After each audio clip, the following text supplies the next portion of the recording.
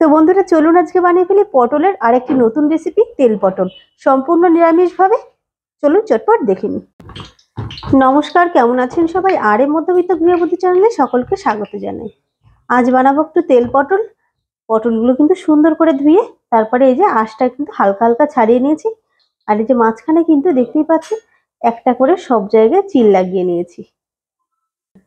এবার এই যে শুকনো লঙ্কা দিয়ে দেব, আর এই যে আদা, যেটা দিতেই হবে। এই যে সব থেকে মেন জিনিসটা হচ্ছে ধনে, এটা কিন্তু দিতেই হবে, নালে কিন্তু তেল পটলের টেস্টটা একদম আসবে না। আর দিয়ে দিচ্ছি বেশ খানিকটা জিরে। এবার চলুন এটাকে পিষে নিই। কড়াইতে তেল দিয়ে দিয়েছি, পটলগুলো কিন্তু হালকা একটু ভেজে নেব।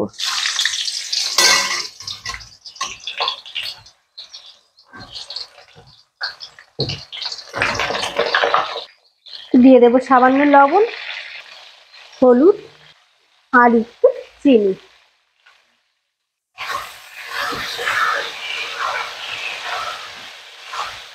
এবার মোটামুটি ভাবে মানে মিডিয়ামে ভেজে নেব, কিন্তু মিডিয়াম ফ্লেমে না। পটলটা যাতে খুব ভাজা না হয়ে যায় আর যাতে কাঁচাও না থাকে, সেরকম করে ভেজে নেব। পটলগুলো কিন্তু ভাজা আমার কমপ্লিট, দেখতেই পাচ্ছেন। এরকম করে খুব একটা ভাজা না, মোটামুটি ভাবে দুই একটা হয়তো তলায় করে এরকম হয়ে গেছে। মোটামুটি ভাবে কিন্তু ভেজে নিলেই হয়ে যাবে।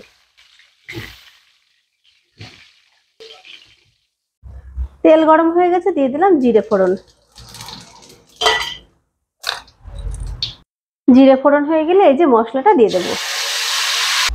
অল্প জল দিয়ে দেবো, কিন্তু মিক্সি ধোয়া জলটা। এবার হলুদ আর লবণ দিয়ে সুন্দর করে কষে নেব। মশলাটা কষা হয়ে গেছে, এবার দিয়ে দিলাম এই যে পটলগুলো। পটলগুলো দিয়েও কিন্তু সেম প্রসেসে আর একটুখানি কষে নেব। মশলা যখন কষেছি তখন কিন্তু পুরোভাবে না, হাফ কষার পরেই পটলগুলো দিয়ে দিলাম। এবার যেটুকু কষানো বাকি আছে পটলগুলো দিয়ে কষিয়ে নেব। দেখতেই পাচ্ছেন তেলটা কিন্তু সম্পূর্ণভাবে ছেড়ে দিয়েছে। এটা কিন্তু তেল পটল, কাজেই কিন্তু একটুখানি হলেও তেলটা কিন্তু একটু বেশি লাগবে। আর চিনি দিয়েছি, আর পরে চিনি দেওয়ার কোনো দরকার নেই। দিয়ে দেবো এবার অল্প, একদমই অল্প জল। পটলটা যেহেতু হাফ ভাজা হয়ে গেছে, তাই একদম অল্প জল দিলাম।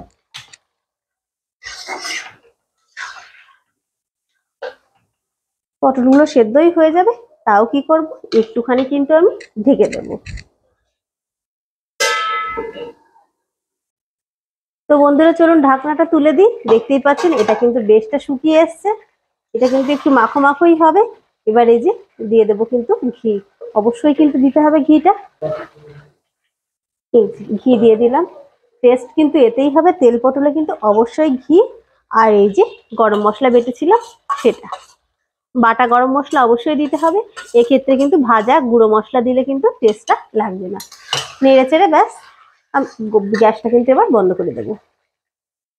গরম মশলা দিয়ে ফোটালে কিন্তু সেই টেস্টটা থাকে না। অবশ্যই কিন্তু গরম মশলাটা দিয়ে আর ফোটাবেন না, গরম মশলাটা দিয়েই কিন্তু বন্ধ করে দেবেন। চলুন এবার নামিয়ে নিই।